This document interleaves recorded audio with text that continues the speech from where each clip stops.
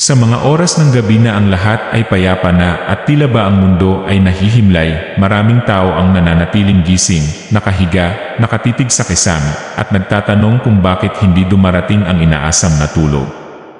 Ang katahimikan na para sa iba ay isang pahinga, para naman sa mga hindi makatulog ay isang malupit na paalala ng kabigatan ng isipan.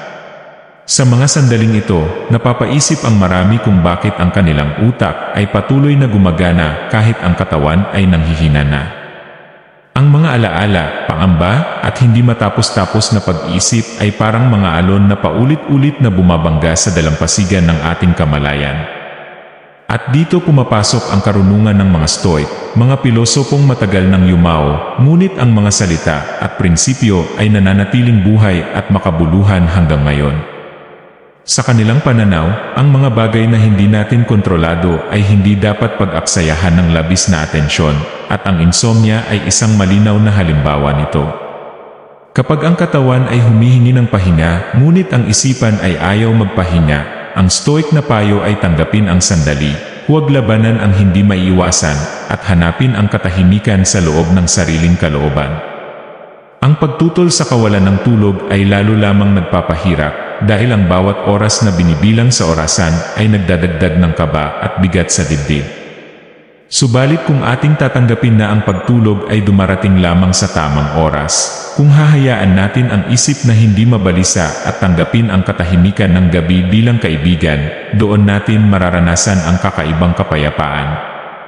Hindi nangangahulugan na mawawala agad ang antok, ngunit nagbabago ang ating pananaw mula sa pakikipaglaban tungo sa pagtanggap. Ang Stoic na pilosopo tulad ni Marcus Aurelius ay madalas magsulat tungkol sa kanyang mga gabi ng pag-isip, at sa kanyang meditations, ipinapakita niya na ang paglalakbay ng isip sa kalagitnaan ng dilim ay maaaring maging oras para sa pagmumuni-muni, hindi para sa takot. Kung kaya't ang hindi pagtulog ay maaari ring maging pagkakataon upang tanungin ang sarili, ano ba talaga ang mga bagay na aking kinatatakutan? Ano ang mga bagay na hindi ko kayang kontrolin? At paano ko matutunan na maging malaya mula sa mga ito? Sa ganitong paraan, ang insomnia ay hindi lamang problema, kundi pintuan patungo sa mas malalim na pag-unawa sa sarili. Kapag ang isang tao ay nakahiga sa gabi at hindi dalawin ng antok, karaniwan ay natatangay siya ng mga alalahanin tungkol sa hinaharap o kaya na may mga pagsisisi tungkol sa nakaraan. Ang isip ay nagiging parang gulong na walang tigil sa pag-ikot, puno ng tanong, puno ng takot, at puno ng pagdududa. Ngunit ayon sa mga Stoic, ang tunay na kalayaan ay nagmumula sa malinaw na pagkakaintindi kung alin ang nasa ating kapangyarihan at alin ang wala. Kung hindi natin kayang pilitin ang katawan na matulog, bakit natin ito pinipilit? Hindi ba't mas makatuwiran na hayaang dumating ang tulog sa sarili nitong oras, at sa pagitan ng paghihintay ay gamitin ang pagkakataon upang linisin ang isipan? Isang mahalagang prinsipyo ng Stoicism ay ang amor fati o ang pagmamahal sa kapalaran. Ito ay nangangahulugan ng buong pusong pagtanggap sa lahat ng nangyayari, mabuti man o masama, dahil ito ay bahagi ng takdang landas ng ating buhay. Kung isasalin ito sa karanasan ng hindi makatulog, ang gabi na walang tulog ay hindi dapat tingnan bilang isang kaaway, kundi isang guro. Ang pag-upo sa dilim, ang pakikinig sa katahimikan, at ang pagbibigay pansin sa sariling paghinga ay maaaring maging simpleng pagsasanay ng Stoic mindfulness. Kung tatanungin natin ang sarili, ano ba ang tunay na nakasasakit sa akin sa mga sandaling ito? Ang kawalan ba ng tulog o ang aking takot na bukas ay magiging mahirap dahil kulang ako sa pahinga? Mapapansin natin na ang masakit ay hindi ang mismong sitwasyon, kundi ang ating paghatol dito.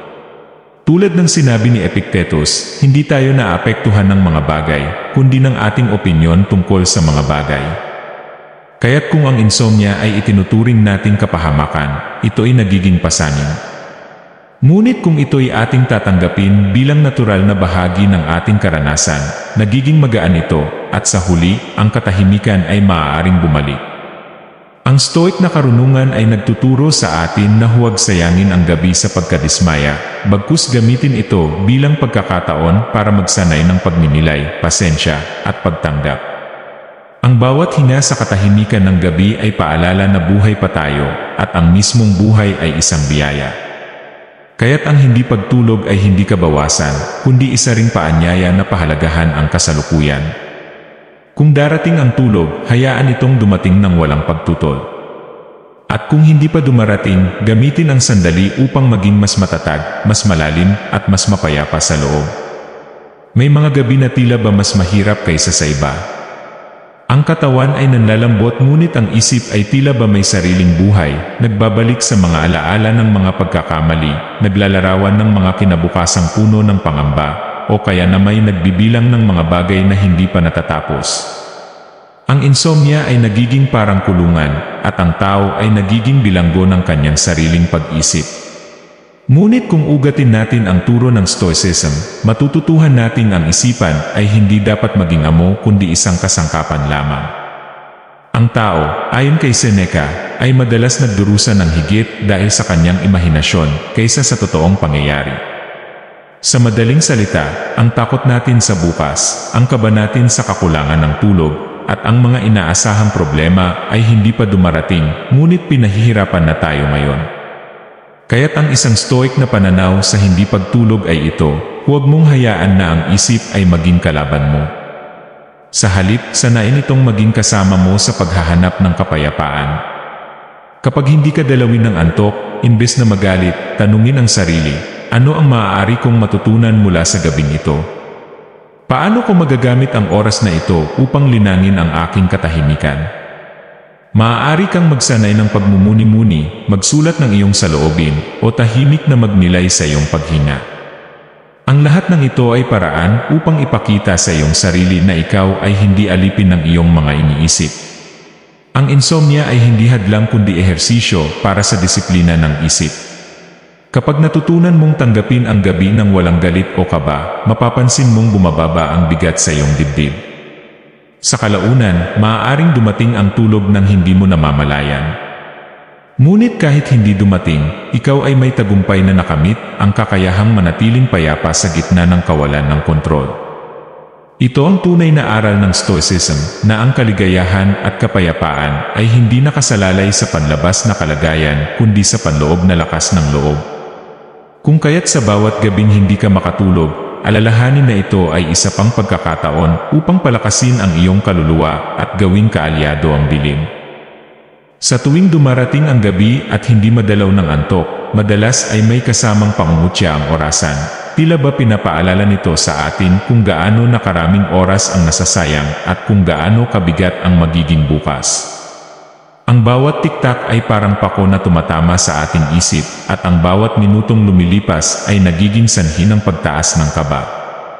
Ngunit kung tutuusin, ang oras mismo ay wala namang kakayahan upang saktan tayo. Ang ating pananaw tungkol dito ang nagdudulot ng hirap.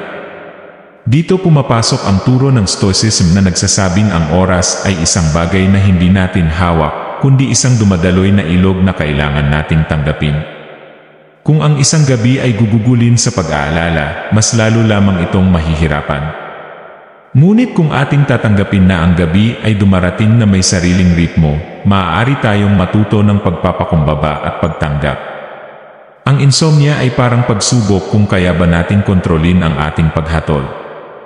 Kung nakahiga ka at hindi makatulog, maaaring itanong sa sarili, ano ang mas makabubuti, ang magalit sa gabing ito o tanggapin na ito ay dumaan lamang? Sa sandaling piliin mo ang pagtanggap, nagiging magaan ang daloy ng gabi. At sa loob ng katahimikan, maaari mong gamitin ang oras para kilalanin ang sarili. Ang Stoic ay naniniwala na bawat karanasan, mabuti man o masakit, ay pagkakataon upang maging mas matatag. Ang gabi na puno ng kawalan ng tulog ay maaaring tingnan bilang pagsasanay sa tiyaga at lakas ng loob. Kung kaya't sa halip na labanan ng orasan, matutong umiti sa takbo ng oras at sabihin, dumaan ka man, ako'y mananatiling payapa. Sa ganoong pananaw, ang gabi ay hindi kaaway kundi guro, at ang katahimikan ay nagiging pagkakataon upang makatagpo ng panloob na kapayapaan. Maraming tao ang natatakot sa kawalan ng tulog dahil iniisip nilang bukas ay magiging mahina sila, mabagal, at hindi epektibo. Totoo, ang katawan ay nangangailangan ng pahinga. Ngunit ayon sa Stoicism, hindi natin dapat hayaang ang kinabukasan ay agawin ang kasalukuyan. Ang Ang tao ay may ugali na dumanas ng dalawang pasanin, ang bigat ng kasalukuyan at ang bigat ng kinabukasan na wala pa naman. Ang insomnia ay nagiging masakit hindi lamang dahil sa pisikal na kawalan ng tulog kundi dahil sa ating imahinasyon ng kung ano ang magiging resulta nito. Ngunit kung babalikan ang Stoic na prinsipyo, hindi dapat nating problemahin ang hindi pa dumarating. Tulad ng sinabi ni Seneca, ang tao ay higit na nagdurusa sa kanyang imahinasyon kaysa sa tunay na realidad. Kaya sa halip na ikatakot ang bukas, mas mainam na ituon ang pansin sa ngayon. Habang gising ka sa dilim, maaari mong ituon ang isip sa paghinga, sa tibok ng puso, sa simpleng pagninilay sa mga bagay na maituturing mong biyaya. Maaaring hindi mo makontrol kung makakatulog ka o hindi, ngunit makokontrol mo kung paano mo titingnan ang gabing ito. Ang pagtalima sa Stoic na pananaw ay pagbibigay halaga sa kasalukuyan kahit ito'y puno ng kakulangan. Ang bawat minuto ng hindi pagtulog ay maaaring maging pagkakataon na magpasalamat sa buhay mismo dahil kahit sa gitna ng kakulangan, ang buhay ay patuloy na dumadaloy. Kung darating ang bukas na may bigat sa katawan, tatanggapin mo rin ito ng may katatagan. Kung may kahinaan, gagamitin mo ito upang magsanay ng pasensya. Sa ganitong paraan, ang insomnia ay hindi simpleng kabiguan ng katawan, kundi isang pagsasanay ng kaluluwa. At sa huli, mas malaki ang natatamo mong lakas kaysa sa nawawala. Isang mahalagang aspeto ng Stoic na karunungan ay ang pagtanggap na ang lahat ng bagay ay pansamantala. Ang gabi ay lilipas, ang antok ay darating, at ang pagod ay malulunasan. Ngunit sa oras na tayo ay nagmamadali at pilit na kinakalabit ang antok, mas lalo itong lumalayo. Ang insomnia ay nagiging tila laro ng paghabol, kung saan ang masyadong pagkasabik ay nagiging dahilan ng pagkabigo. Ngunit kung susundin ang Stoic na payo, makikita nating ang paghahabol ay walang saysay, dahil ang lahat ng bagay ay may sariling oras. Tulad ng araw na hindi natin kayang pabilisin ang pagsikat o paglubog, ang pagtulog ay hindi rin natin kayang pilitin. Ang magagawa natin ay magtiwala sa ritmo ng kalikasan. Kung kaya't sa mga oras na gising ka pa rin habang tahimik na ang paligid, matutong manahimik at manalig na ang katawan ay marunong kung kailan ito dapat magpahinga. Ang Stoic ay hindi nakikipaglaban sa agos ng ilog, sa halip sumasabay siya dito. Kung kaya't ang insomnia ay dapat tingnan bilang pagkakataon upang sumabay sa likas na agos ng iyong katawan at isipan, at huwag itong puwersahin. Maaari mong gamitin ang gabing ito sa pagmumuni-muni, sa pagbabasa ng mga salitang nagbibigay inspirasyon, o sa tahimik na pagninilay sa mga bagay na iyong pinahahalagahan. Ang pagtanggap na ang lahat ay pansamantala ay nagbibigay ng kapayapaan, dahil alam mong lilipas din ang gabing ito. At sa pagdating ng umaga, dala mo ang aral ng pagtitiyaga at pagtanggap na siyang mahalaga sa Stoic na pamumuhay. Sa huli, ang insomnia ay maaaring tingnan bilang isang paalala ng ating pagiging tao, na tayo ay may limitasyon, may kahinaan, at may mga bagay na hindi natin kayang hawakan. Ngunit ayon sa Stoicism, ang kahinaan ay hindi kapintasan kundi paalala ng ating kalikasan. Ang tao ay hindi nilikha upang maging perpekto, kundi upang matuto sa kanyang mga karanasan. Kaya't ang mga gabing walang tulog ay hindi dapat ituring na kabiguan, kundi bahagi ng ating paglalakbay. Sa bawat oras ng paggising, may pagkakataon tayong kilalanin ang ating sarili ng mas malalim at masanay sa pagtanggap. Ang Stoic na karunungan ay nagsasabing ang tunay na kapayapaan ay nagmumula sa loob, hindi sa mga panlabas na kondisyon. Kaya kahit walang tulog, maaari pa ring manatili ang katahimikan kung ang ating isip ay nasa tamang lugar. Ang gabi ay maaaring maging panahon ng pagninilay, ng pagpapatawad, ng pasasalamat, at ng pagkatuto. At kapag dumating ang araw, dala natin ang aral na iyon, na kahit sa gitna ng kakulangan, maaari tayong manatiling payapa at buo. Ang insomnia, sa mata ng isang Stoic, ay hindi sumpa kundi paalala. Paalala na ang tao ay may kontrol lamang sa kanyang isip at kilos, at iyon ay sapat na upang maging malaya. Kaya't sa bawat gabing hindi ka makatulog, huwag mong tingnan ito bilang kabawasan sa iyong buhay. Sa halip, tanggapin ito bilang pagkakataon upang magsanay ng disiplina, pasensya, at pagmamahal sa kapalaran. Sa ganitong paraan, ang bawat gabing walang tulog ay nagiging hakbang patungo sa mas malalim na kapayapaan, mas matatag na kaluluwa, at mas makabuluhang buhay.